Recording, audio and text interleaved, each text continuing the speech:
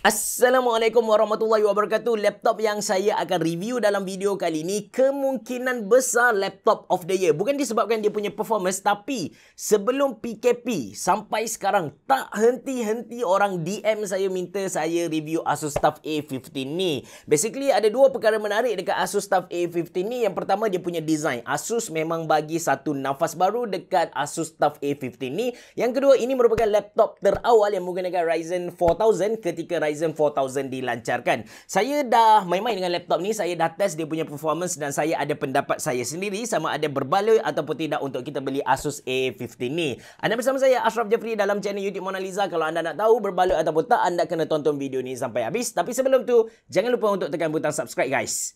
Jom!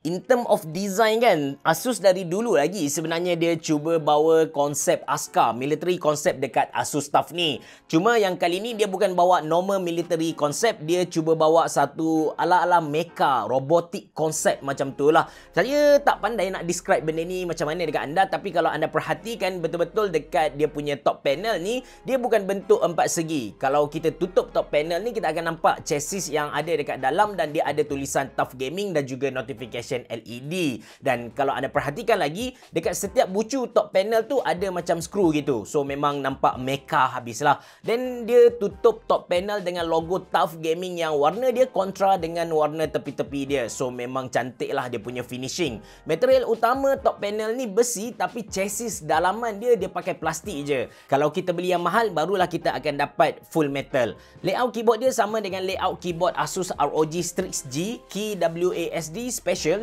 Lucina, dan kesemua key dekat keyboard ni dia menyala dengan one zone RGB. Ada 4 default effect Asus bagi kepada kita, iaitu static, breathing, color cycle dan juga strobing. Kita boleh ubah efek LED guna FN button dan juga arrow key, ataupun kita boleh ubah guna software Armoury Crate. Basically Armoury Crate ni kan macam one stop center untuk pantau performance laptop ni. Lepas tu kita boleh ubah feature-feature macam LED effect dan juga game visual. Okey, touchpad dia sangat sensitif dan ada dua physical button kiri dan kanan. Saya sangat selesa dengan dia punya touchpad. Kemudian dia punya I/O connection, belah kanan ada satu USB 2.0 Type A dan belah kiri ada power jack RJ45 HDMI 2.0 USB 3.2 Gen 1 Type A 2 biji, dan dia bagi lagi satu USB 3.2 Gen 2 Type C dan juga ada combo audio jack port. USB Type C dia ni support display, so kita boleh keluarkan lagi dua display ikut laptop ni. Satu guna HDMI 2.0 tadi dan satu lagi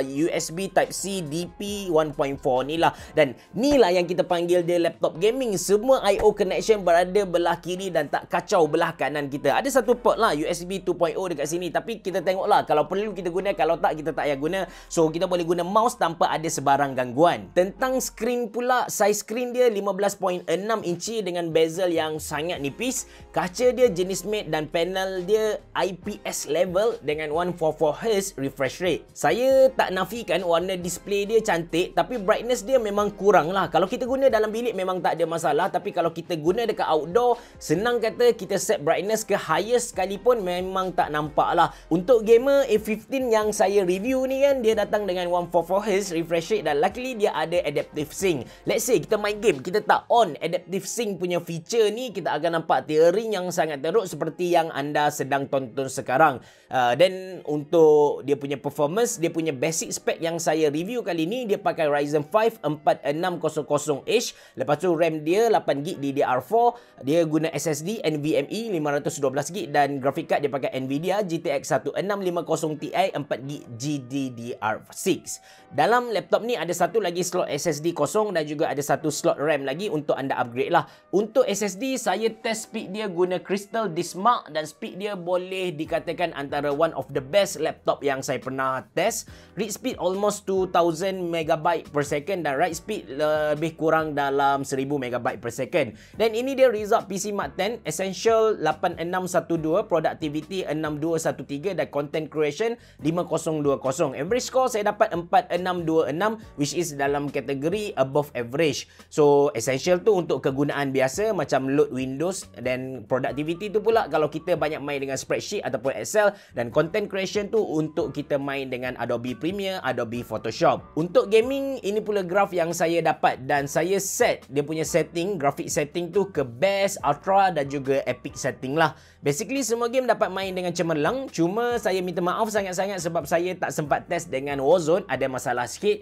Ini pula graf perbandingan antara performance Asus TUF A15 dengan Level 51 Forge 15S yang saya review sebelum ni. Kedua-dua laptop punya spek memang jauh gila beza, tapi saya letak juga sebab dia punya harga tu sama, RM3,799. So anda boleh buat keputusan lah sama ada anda nak beli Asus TUF ni ataupun Level 51. Cooling system A15 yang saya review ni dia sedikit berbeza dengan apa yang diiklankan dekat website. Mungkin yang website tu dia punya abang-abang yang mahal kan. So yang saya review ni dia ada dua saja exhaust fan dekat belakang ni, dan udara sejuk dia masuk ikut pattern honeycomb dekat bawah ni. So dia masuk ikut celah-celah ni dan dia tolak udara panas keluar lah. Saya test dengan AIDA 64 sebenarnya, tapi tak sampai 3 minit dia punya suhu tu dah mencanak sampai 98 darjah.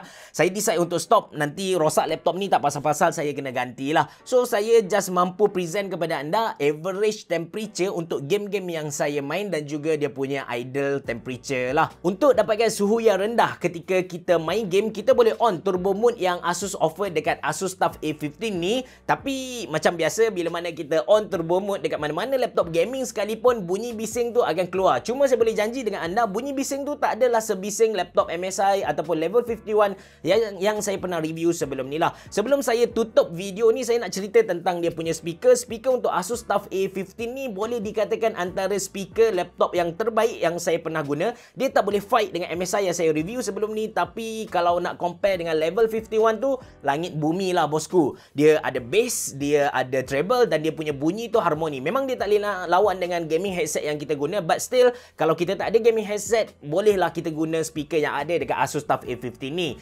Kemudian kesimpulan untuk Asus TUF A15 ni, kalau anda tanya saya dari segi performance, yes, saya akan beli laptop ni. Kalau anda tanya saya dari segi design, memang design menarik, yes, saya akan beli juga. Kalau anda tanya saya dari segi cooling system, yes, cooling system dia bagus, so saya akan beli juga. Dan kalau anda tanya saya dari segi harga dan dia punya offer tu, seriously berbaloi gila, RM3,799 untuk Asus TUF A15 ni, yes, saya akan beli jugalah. Kalau anda berminat untuk beli laptop ni, anda boleh klik link yang saya sediakan dalam ruangan description box below. Terima kasih kerana menonton. Bereboh. Jumpa lagi.